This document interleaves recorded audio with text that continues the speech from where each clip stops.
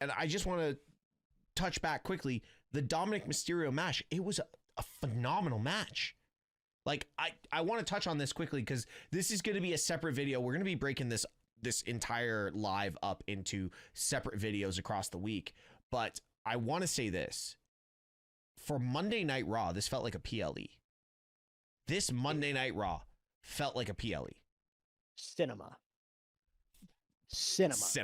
John Cena wins the Intercontinental Championship to kick off the show. To kick off the show. Cinema. Yes.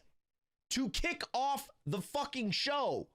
To kick off the show. He has a backstage interaction with Ray. He has a backstage interaction with Cody. We get the payoff, not the payoff, but Logan Paul officially joins the Vision. Yep. CM Punk, Jey Uso, Cody Rhodes. He called him. He's like, hey, Regal. And out comes William Regal to announce WarGames for San Diego with Punk, Rhodes, Jey Uso taking on the Bronze and Logan Paul. One can assume that Roman Reigns is coming back at Madison Square Garden. One can assume that John Cena could be joining them as well. Yep. One can assume that a beast is on his way as well on Paul Heyman's side. So WarGames is shaping up to be one of the most massive WarGames matches ever. We got the most beautiful, no pun intended, the most beautiful heel turn from one of the most beautiful women on the planet, Nikki Bella, turning on Stephanie Vaquer tonight. I'd love to see what the chat says about that, because apparently Steve tells me that you guys don't like Nikki Bella, and you're wrong. It's my chat. Nikki Bella is one of, if not the most classiest lady in sports entertainment today. Chat undoubtedly. Chat undoubtedly. Right now. And I will second what Steve said on the stream earlier tonight when it happened. There was no better city than Boston, Massachusetts to make this turn. The crowd was hot. Were you watching the stream, or did you see the reaction? They were chanting. What were they chanting? Like Cena left you? That's why he left you, or something like that. Yeah, like Cena left you or something like that. But you said it best, Steve, and I got to give you props to where it's due. You're not the biggest Nikki Bella guy, but you saw the writing on the wall. Nikki Bella turning in a city that was going to be on top of her regardless. And they did it right. Now we're going to get Nikki Bella versus Stephanie Vaquer for the Women's World Championship. And she looked great with that belt, Steve. She looked great with the gold. And I can't wait to see her face Stephanie Vaquer. Maybe she'll win. I don't think she'll win, but maybe she will. And I'd love to see it. Yeah, I mean, that was a big moment that we were suspecting for like a month now. Because Nikki Bella's just, I will say this for the chat. Nikki Bella is a way better heel than she is a baby face, because she can lean into that hate that everybody gives her online. She's not the best actor. She's not the best promo artist, but she makes up for it with class, dignity, and beauty. So I will say that. The one thing about this show I will say, Steve, is that the tag team match ending the show was kind of anticlimactic. Wait, what? In my head, anyways. Like, are we about to fight here? Like, because this is wild. If we were to go back and, Triple H, Paul Levesque laid out the entire storyline for the show. John Cena's going to take on Dom Mysterio, and he's going to win the IC title. Cody Rhodes is going to save CM Punk and Jey Uso from the Vision, and they're going to set up WarGames, and William Regal's going to announce WarGames. Yeah. Nikki Bella heel turn against Stephanie Vaquer. Okay. I just don't think the women's tag team match would have been the main event out of those four options. Okay. I see where your idea is there, and we're not going to argue about this. I'm just going to play it out the way I think WWE saw it. Okay. Okay. Next to John Cena winning the IC title, we didn't expect any title changes tonight. Really. When everything was announced for the show, we did not expect any title changes. Okay. John Cena wins the IC title to open the show. Okay. Holy shit. Like, one of the most important titles in the world in professional wrestling has just changed hands to the greatest of all time. There's a huge storyline. Crowd's crazy. Oh my God, this show can't get any better. Which The show didn't get better, but it stayed on a good platform or a good level, okay, the whole way through. I thought the tag match was an interesting choice to finish the show. But then if you look back at the entire story, you've got Charlotte and Alexa who aren't friends. You've got the Kabuki Warriors who they're trying to push as the top 2 female heels on Raw. You've got Lash Legend, who's just been brought up from NXT to honestly be put with the most diabolical and underwhelming but top female heel on SmackDown in Nia Jax. Okay? We need a WarGames match. And the last 2 to add in are the 2 top babyface that have been out injured, and have them both return at the same time. You heard the pop for Io. I heard the pop out the window for Rhea. I didn't need to listen to the show. I heard the pop out the window, and I'm in Toronto. So, like, I see where at the start you're like questionable, but like send them home happy and send them home with the arguably the top, one of the top superstars in the, sorry, one of the top youngest superstars in the business that everyone loves. Tell me one person that doesn't love Rhea Ripley. Oh, I agree. So, but it's also Boston. There's no better way to send them home happy than John Cena winning the IC title in the main event. Shock factor. John Cena starts the show and wins the IC title. You and I started this whole conversation off being like, what? Like, are you crazy? That's how you're going to start Monday Night Raw?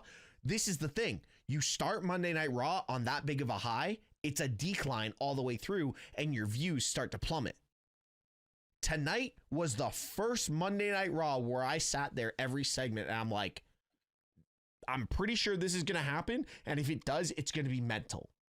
Like, they kept Raw on a even plane the entire way through. That's the crazy part about it. And that's, I think, what they wanted. And this is the discussion they wanted for the quote insiders that know more about wrestling than they actually think they know. But this is the conversation they wanted. Oh, you're going to start John Cena, Dominic Mysterio for the IC title and Cena's going to win? Okay, click it off. Go watch Monday Night Football. No, you had to watch this entire show. You couldn't miss a second of it. Even the draw. Like, honestly, did you think you expected an NXT guy? Did you think it was going to be Javon? No. Everyone expected Trick. Everyone expected Ethan Page. Everyone expected Oba. You had to pay attention to the whole show tonight. So finishing with the tag match, a title change, which when was the last time we got 2 title changes on one Monday Night Raw? This is the Attitude Era at this point. We had title changes every week. We didn't see a world title change hands. No, but we had title changes in the Attitude Era every freaking week. You know what I mean? So, like, this is the same style that millennials and Gen Z never got. That's what I'm saying. Like, I agreed with the tag match at the end. If you're bringing back Io and you're bringing back Rhea, that's how you end the show. Send them home happy and send Boston home for a party. I bet they're out drinking at the bars right now going mental. I mean, they pretty much confirmed a lot of the women's WarGames match with that. Oh, 100%. Well, here's the thing. Are they going 4 or are they going 5? WarGames is always 5.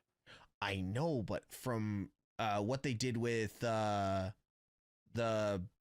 quote WarGames match they had in NXT, they went 4s, didn't they? Like the TNA NXT thing, didn't they go 4s? I don't think they've ever gone 4s on the main roster at Survivor Series.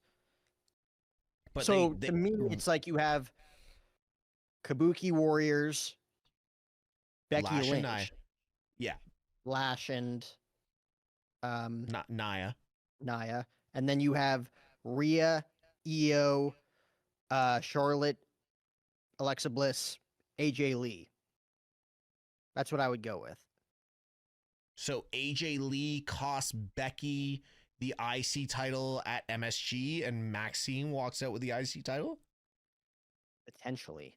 That's the There's only way. There's no better way for AJ Lee to return than MSG if she's gonna be in WarGames.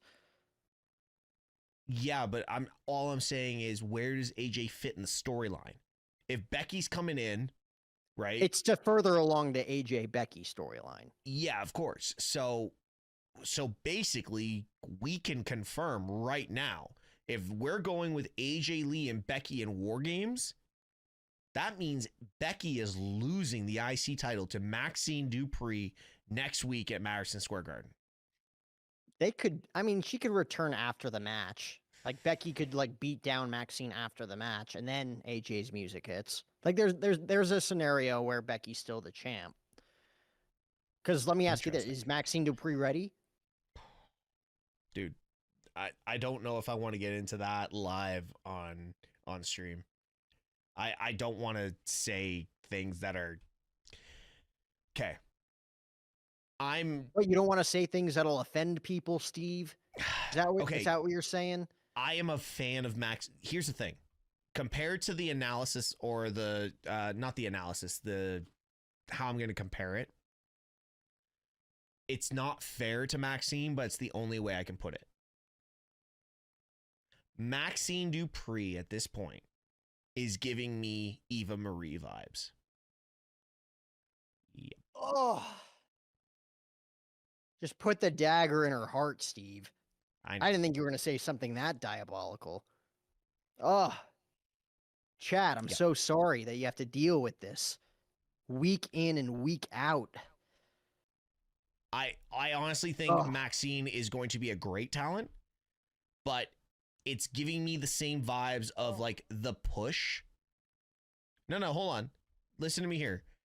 You remember how Eva Marie wasn't even given FCW? She was just, she's got a great look, let's bring her onto the roster. At least Maxine has been training with Natty and at the dungeon, which she's much better in the ring, but it's giving me the same vibe of, she's got an incredible look. Let's keep her on the main roster.